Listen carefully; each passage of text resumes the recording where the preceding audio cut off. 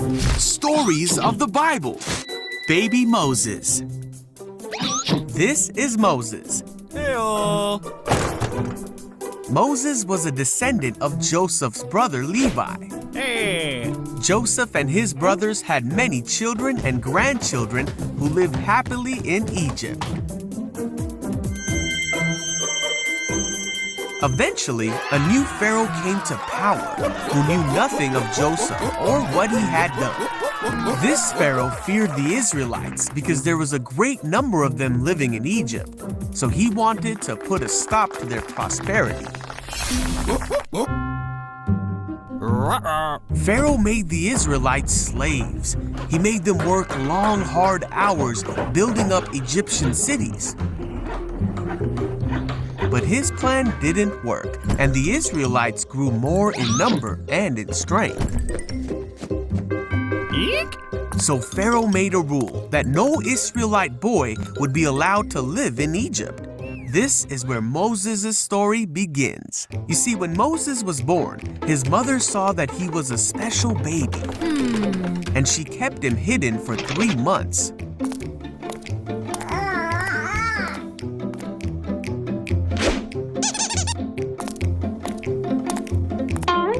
But when she could no longer keep him a secret, she made a basket and put him in the Nile River among the reeds.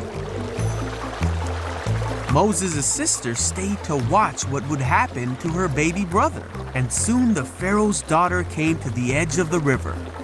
When she saw the basket, she sent her servant to get it. When she saw the baby, she felt sorry for him, thinking he must be an Israelite baby who wasn't supposed to live. Excuse me. Then Moses' sister asked the princess if she would like her to find an Israelite woman to take care of the baby. So Moses' sister went and got her mother. Moses' own mother took care of him until he was old enough to live in the Pharaoh's house, where the princess adopted him as her son.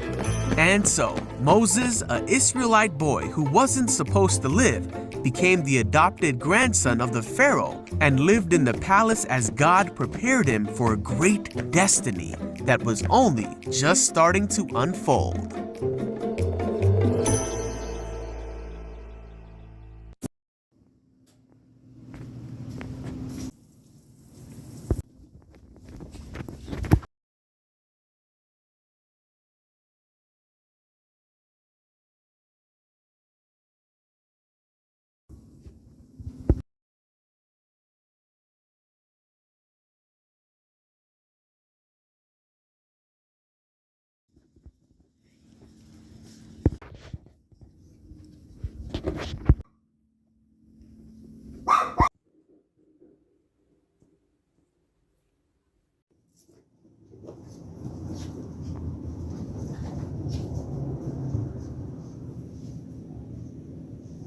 Is that a bathing bus? Let me check it. Moses. Here I am.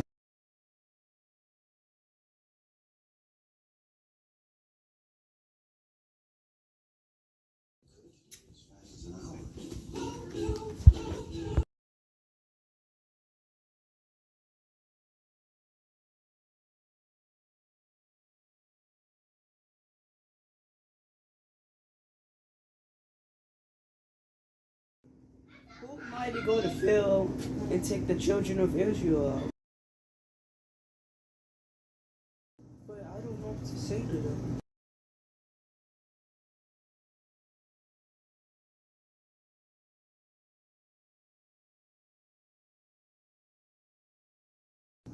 What if they don't believe me?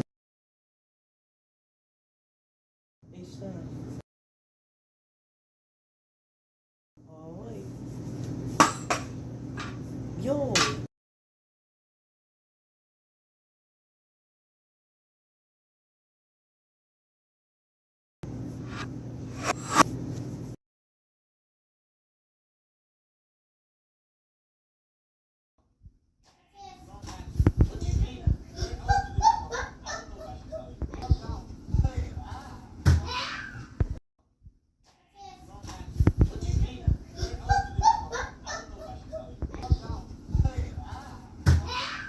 and told him to show these signs to the people if they did not believe what he said. Moses still didn't think he would have the right words to say, but God said that he himself was the one who made a man's mouth and gave him the ability to speak, so there was no need to worry. Yet even after all this, Moses said, "God, please send someone else." Then God got mad at Moses and said that he would send Moses' brother Aaron to speak for Moses.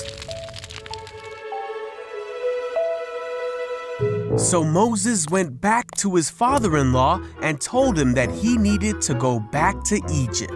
Moses and his family started their journey back to Egypt, and Moses carried the staff of God in his hand, for this staff would be the tool God would use to demonstrate his awesome power to the Israelites and to the Egyptians.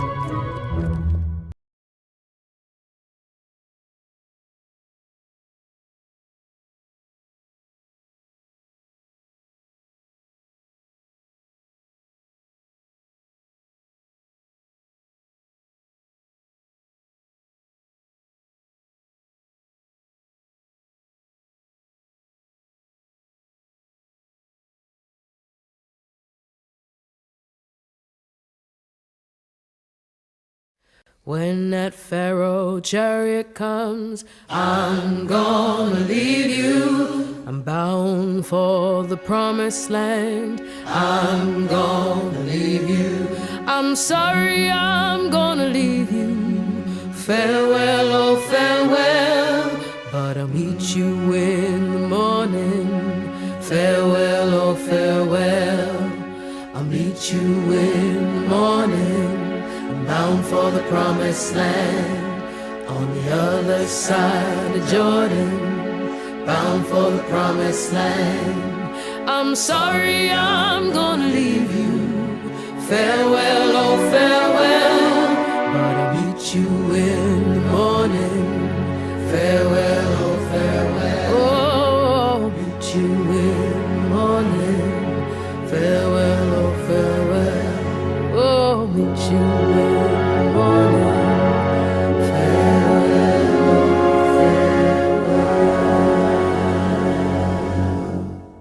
Stories of the Bible.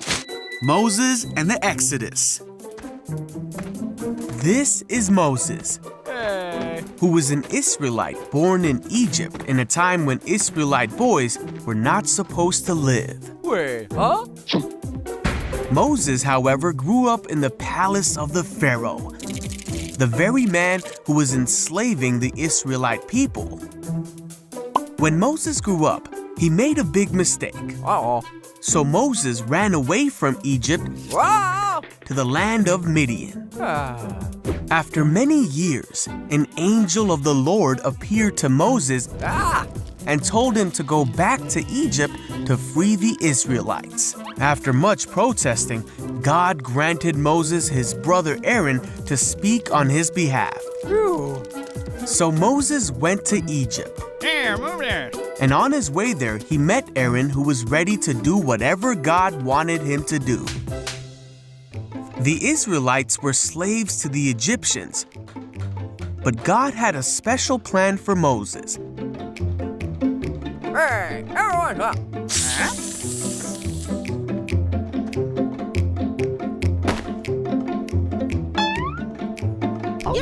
After rallying God's people to them, Moses and Aaron went to the Pharaoh.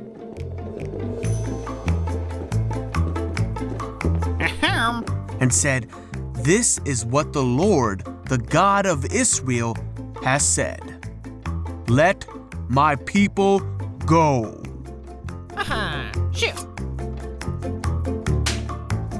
And Pharaoh made the Israelites work harder because of this.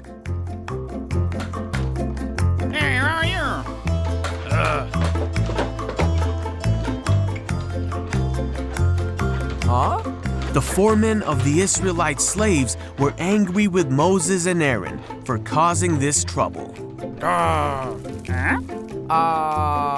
So Moses cried out to God and asked why this was happening. But God said, you will see what I will do.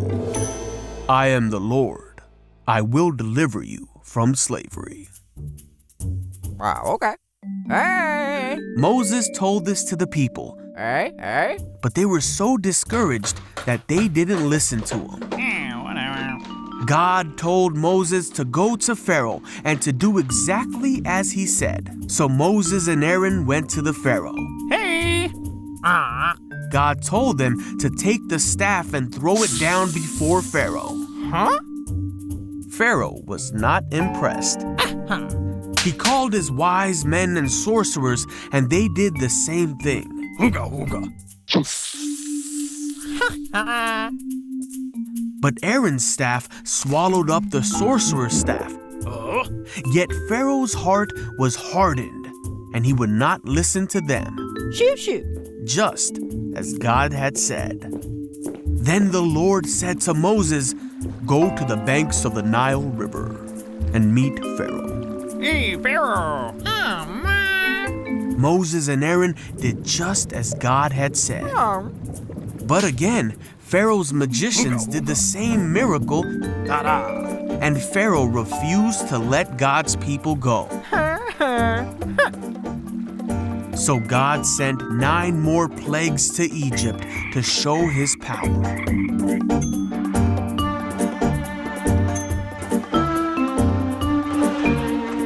Even with all the suffering, Pharaoh's heart stayed hard, and he would not let the people go.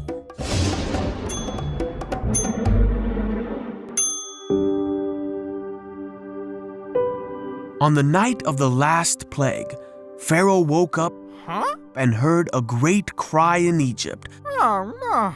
For there was not a house in Egypt where someone was not dead.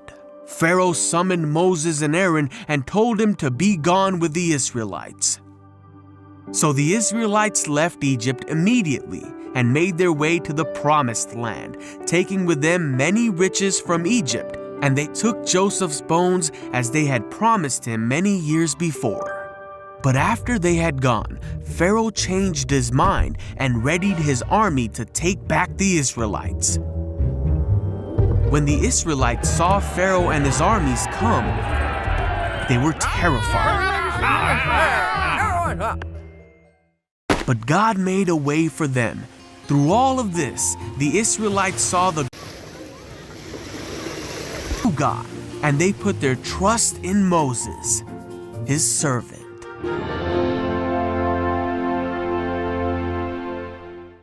Israel walked through the middle of the sea on dry ground, with walls of water on each side.